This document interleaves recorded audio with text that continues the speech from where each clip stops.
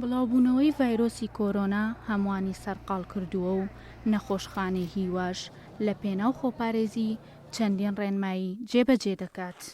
تایبەت بەو نەخۆشانەی کە توشبووی شێرپەنجەن و تازە خراونەتە سەر چارەسەری شیمیاوی داواکارین لێیان ئەوانەی کە دانیشتووی ناو پارێزگای سلێمانین لە کاتی مۆعیدی دیاریکراوی خۆیان دابێنە نەخۆشخانە بۆ وەرگرتنی چارەسەرەکان و لە هیچ ڕۆژێکی تردا سەردانی نەخۆشخانە نەکەن. ئەو توشبوانەی شێرپەنجە کە لە دەرەوەی پارێزگای سلێمانین لە پارێزگاکانی تری هەرێمی کوردستان یاخود عێراق ئەوە تا بەرواری 15 چوار بۆ وەرگرتنی چارەسەر بە هیچ شێوەیەک سەردانی نەخۆشخانەی هیوا نەکەن، چونکە ئێمە ناتوانین چارەسەریان بۆ دابین بکەین. ئەمەش بە مەبەستی کەمکردنەوەی هاتوچۆ لە نێوان شارەکانی هەرێمی کوردستان و عێراقدا. ئەو نەخۆشانش کە سەردانی نەخۆشخانەی هیوایان کردووە پێشتر، بەڵام توشبووی شێرپەنجەنی نەخۆشی خوێنی ئاساییان هەیە، تکایان لێ دەکەین لە ئێستادا سەردانی نەخۆشخانە نەکەن تا بەرواری 15 چوار. ئەو کەسانی کە دووچاری نەخۆشی شێرپەنجەن تکایان لێ دەکەن زۆر لە خەڵکی ئاسایی زیاتر پابەندی ڕێنمایەکان بن.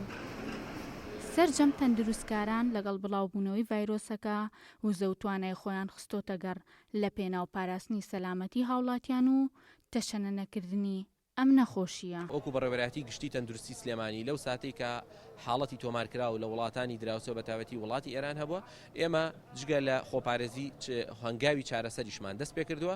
ئەویش کە بوو یەکەم هەنگاومان سنتەرێکمان کردوانە سنتەری چارەسەر بە کۆرۆنا تایبەتمان کرد بەو حاڵەتە و لە ئێستادا 3 نەخۆشخانەمان تایبەت کردو بۆ ئەو حاڵەتە. مایەکان لە ئێستادا دوورکەوتنەوە لە قەرەباڵغیە و بۆ کاری زۆر پێویست نەبێ، پێویست ناکات سەردانی شوێنە قەرەباڵغەکان بکرێ و گرنگترینیش دوورکەوینەوە لە کۆبوونەوە هەم زانستیەکان، هەم کۆمەڵایەتیەکان، هەم ئاینیەکان، هەم سیاسیەکان، چونکە هەموو قەرەباڵغەیەک لە شوێنێکی بچووکدا کە ژمارەی زۆر بێ ئەگەری بڵاوبوونەوەی ڤایرۆسەکە زیاتر دەکات. گرنگترینیشت ئەو بەرهەمە ئاژەڵانی کە ئێمە دەیخۆین گرنگە تاپلێکی گەرمی باش بقڵێنرێت، بۆی ئێمە بتوانین بە هەمومان خۆپارێزی بکەین و ڕێگری لە بڵاوبوونەوەی حاڵەتەکە بکەین.